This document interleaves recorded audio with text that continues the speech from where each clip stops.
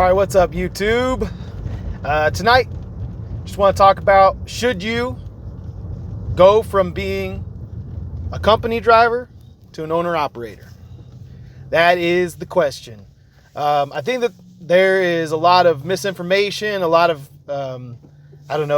fear-mongering among some guys that have decided that being a company driver is better for them and their family.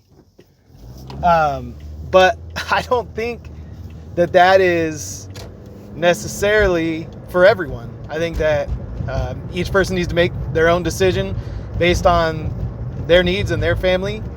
But yeah, so we're going to get into that when I get to the truck. I'm just leaving the house. I'm in my little Toyota Corolla gas saver because I got about a 45-minute commute to get to the truck.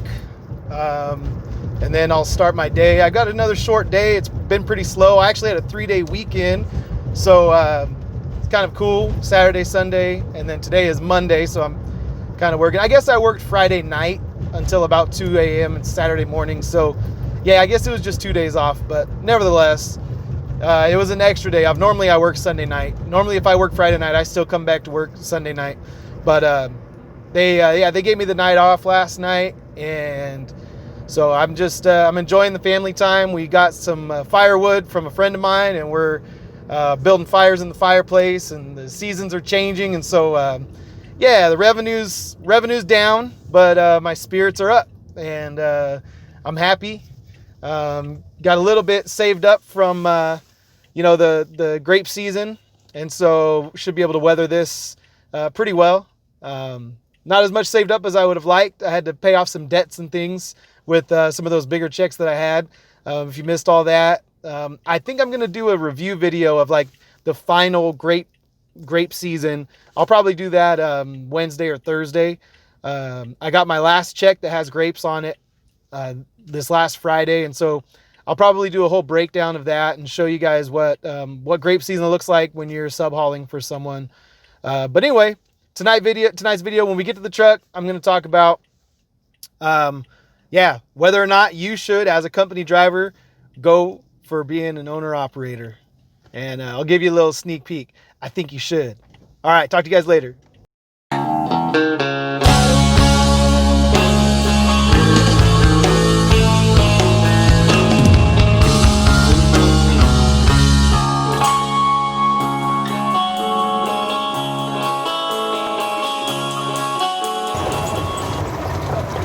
All right, we are back in the truck.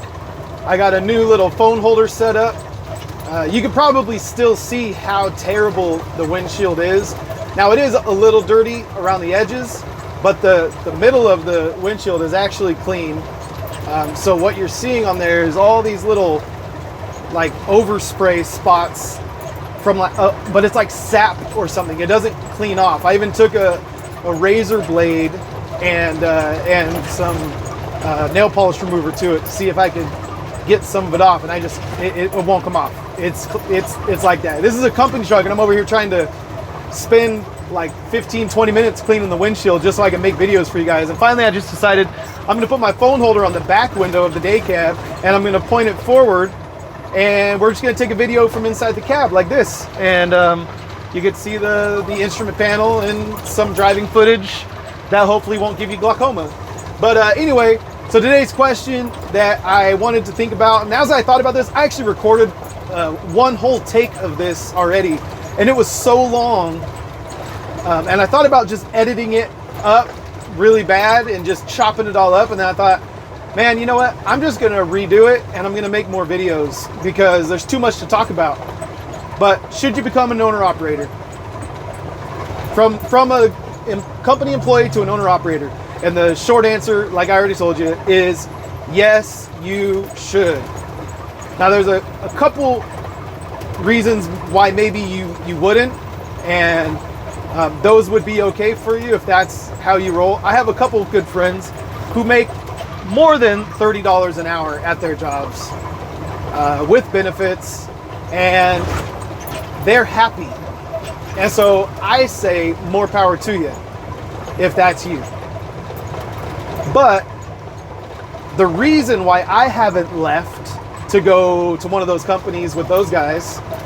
The reason why I am where I am, wanting to be an owner-operator, kind of going through all the headaches that come along with that, like broken down trucks and you know, some weeks where your expenses are pretty high and your income's pretty low.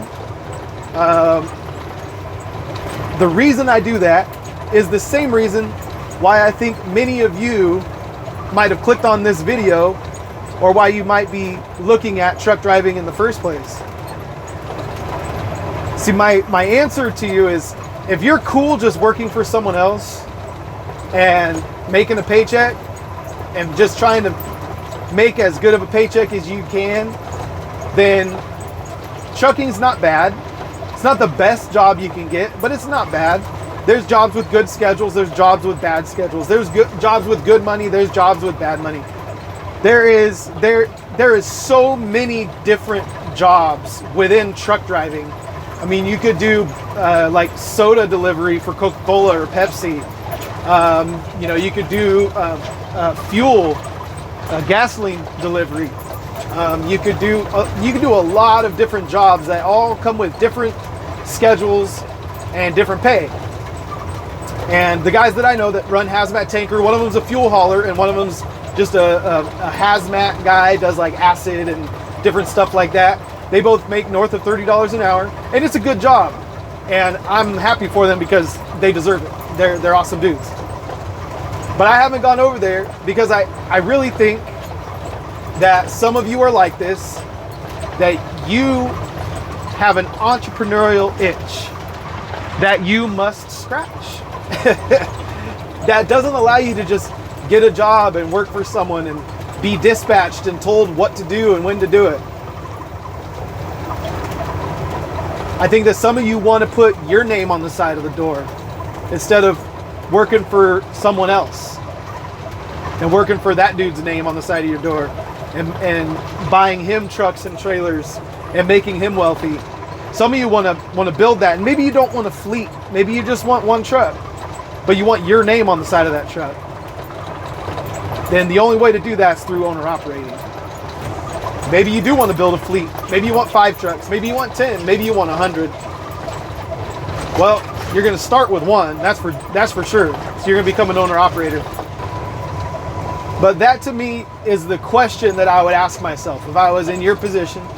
The question I ask myself: do I want to work for someone else, or do I want to make my own way, build my own thing, start my own thing? And I'll tell you what, I have an entrepreneurial side of me.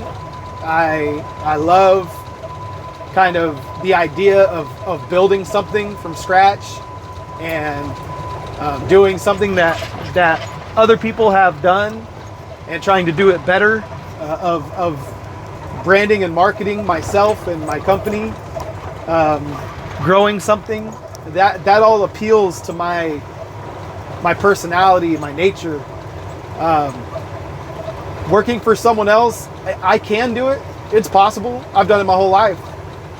But it kills my soul a little bit every day when I work for someone else. I'm just being honest. Just a little bit honest.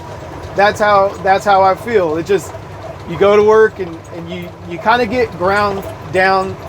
And I think that this started for me a while back. You just lose a little bit of that fire, little by little by little. You know, I used to want to start things and build things when I was younger, and then I started having kids, and I just needed to make money and needed to go to work and make money. And so I didn't want to take risks. I wanted to just provide for my family, and we were always living so close to our means. We were just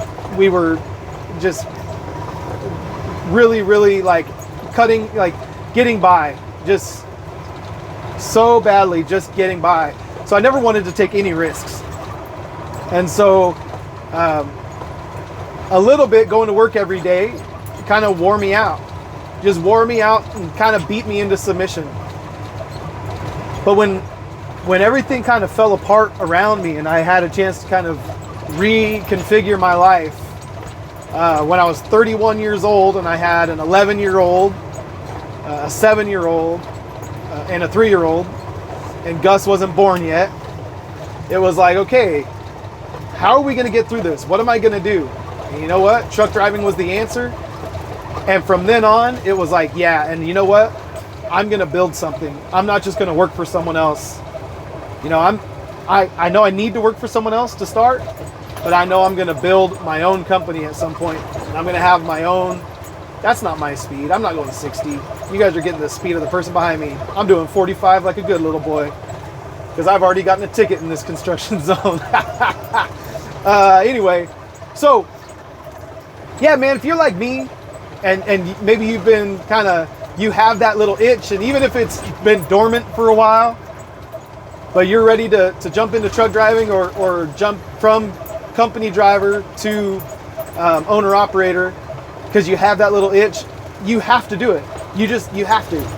You cannot allow yourself to be scared of all these boogeyman stories that they're going to tell you, that you need to save $20,000 to $50,000 in the savings account before you buy a truck, that you need to have really good credit before you can become an owner operator, that you should never become a lease operator. You should become an owner operator if you even do it at all. What other boogeymen are there? Oh, you're gonna have to pay so much taxes. Oh, you're gonna have to pay for your own medical insurance. Let's see, what other? There's a whole slew of reasons that people give you why they don't think that you should become an owner operator.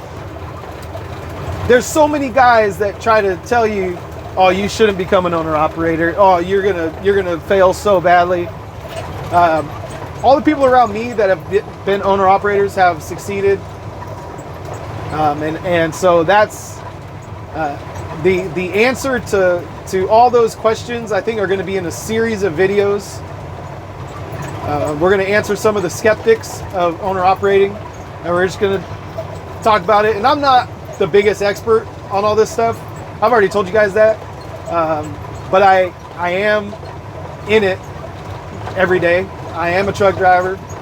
I am an owner operator, leased onto a company, and so for 3.5, almost 4 years, I've been running my own truck, and I can tell you from what I've learned and what my experience is, what I think's going on. So, anyway, if you've made it through all this rambling and you're still listening, God bless you. Number one. Number two, leave a comment in the comment section. Let's do a code word. Let's see, code word. What does that sign say? Sergeant. Type in the comments section, Sergeant, to let me know that you made it all the way to the end. And then it'll be like our little inside joke, because all the people who didn't make it to the end of the video, they'll be like, why are all these people, assuming that anyone made it to the end of the video, why are all these people commenting Sergeant? What the heck? And then it'll be our little inside joke, and I'll just come on and act like I have no idea what you guys are talking about. Like, okay, weirdo, why are you just putting random words in the comments section? And then all the people who didn't make it to the end, who were just skimming through and bounced out once I started rambling and losing my train of thought. All the normal people, yeah, all those people, you know, they won't have any idea what's going on. I think that'll be fun. That's going to be my new thing. At the end of every video, we're going to have a code word for all you folks who watch the whole things. All right, cool. Well, you guys be blessed. I'm going to get these loads done. And I might even start recording some of those other videos tonight while I'm thinking about it, while it's fresh on my mind, so that I can get all those recorded videos done and recorded. And I'll probably release them one by one. But yeah, I think that's a good plan. I think I'm going to do that. So if it looks like it's the same night on my next video, it's probably because it is. All right, talk to you guys later. God bless.